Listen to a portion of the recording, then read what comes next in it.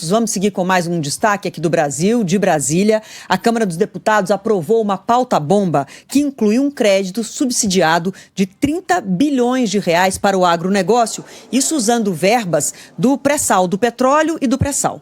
A votação aconteceu após o veto do presidente Lula ao aumento do número de deputados, de 513 para 531 deputados, e também após a decisão do ministro do STF, Alexandre de Moraes, que acabou dando ganho de causa, digamos assim, ao governo quando ele liberou o aumento da cobrança do IOF, retirou apenas essa cobrança de uma operação de crédito que as empresas fazem, que se chama risco sacado. Mas o governo teve uma vitória no STF na questão do IOF e agora veio essa pauta-bomba de Brasília. O Caian Messina está chegando aqui para a gente falar sobre isso. Boa tarde para você, Caian. A gente fala de uma relação que se aproximou entre os poderes com a defesa aí do Brasil na questão do tarifaço do Trump, mas na sequência já vem de novo uma situação de fragilidade aí porque o Congresso considera que o governo acabou convencendo o STF na questão do IOF e veio com essa pauta-bomba, né? Perfeito.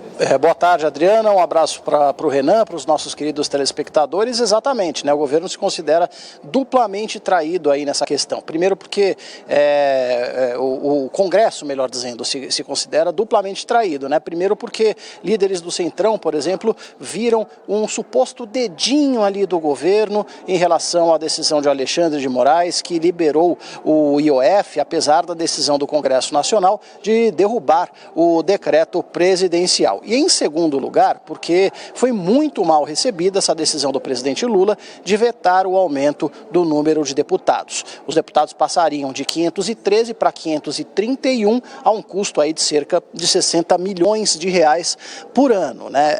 O pano de fundo é o seguinte: o presidente foi aconselhado por diversos conselheiros, né, entre eles a ministra da Articulação Política, Gleisi Hoffmann, o próprio líder do governo aqui no Congresso, o deputado José Guimarães, a não vetar nem sancionar. Olha, presidente, deixa isso na mão do Davi Alcolumbre, eles que realmente decidiram, não vão entrar em nenhum tipo de disputa, nenhuma dificuldade, deixa vencer o prazo para sanção ou veto e a partir daí quem promulgaria seria justamente o presidente do Congresso, Davi Alcolumbre. Mas, de olho na popularidade, o presidente Lula, segundo diversos assessores, acabou justamente vetando essa proposta. Resultado, essa decisão caiu aqui no Congresso Nacional como uma bomba e, na sequência, o presidente aqui da Câmara, Hugo Mota, colocou em votação justamente propostas que o governo não tinha ainda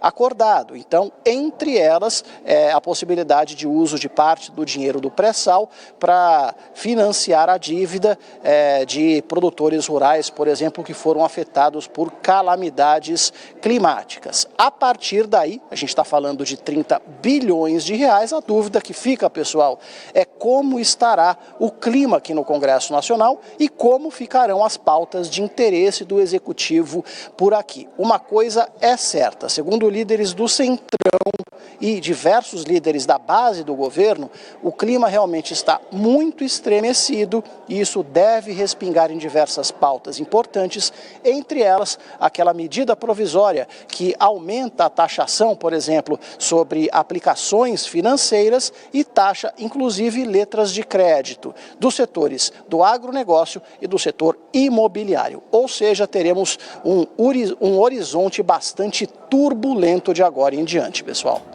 Obrigado, Caian, pelas suas informações. Bom trabalho aí em Brasília.